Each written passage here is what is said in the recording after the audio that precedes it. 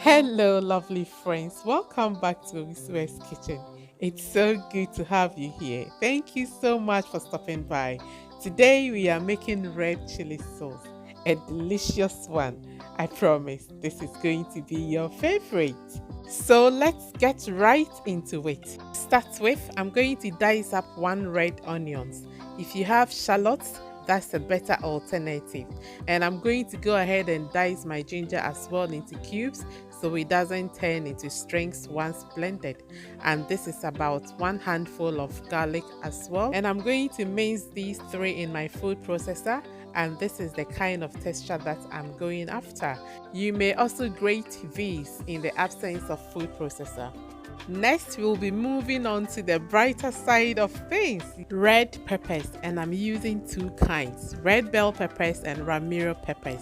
In some recipes, honey, sugar, or even ketchup are used to neutralize the heat from the chilies, but we are going for red bell pepper because of its sweet and fruity taste, and it's also going to give us the much needed volume.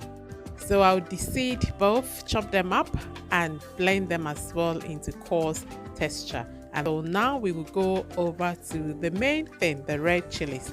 I'm using dry chilies. You may use flakes, chili flakes, or even fresh chilies if you wish.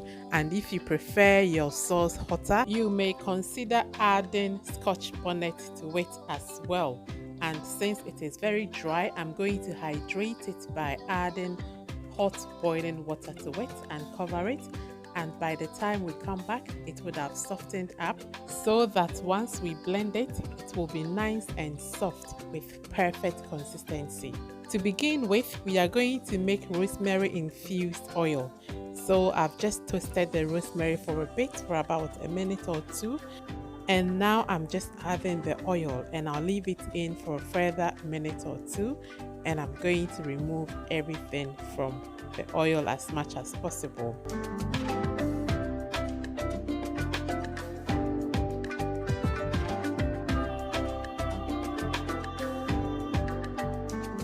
The oil is smelling so good. So now I've just added the garlic, ginger, and onions, and I'll fry it until it has completely reduced with no water left, and then we will add the red peppers.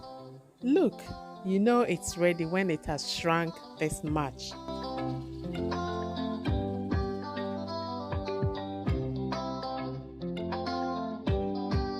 I will stir the peppers in well and let it cook down completely as well. And once all the water has been evaporated, go ahead and add 1 spoonful of shrimp powder. Now friends, here is a tip.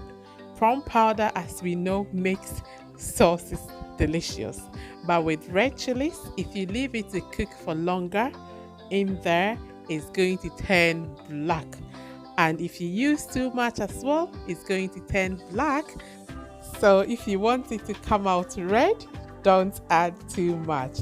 And once you add it, only let it cook for a minute and add the rest of your ingredients, and it will continue cooking from here. Our soaked chilies are now soft and it's ready to be blended. And this is what I meant by perfect consistency. So I'll now add everything into the sauce and mix it up and let it cook before we season it. And we are going to keep it simple because we want the flavors from the peppers to come through.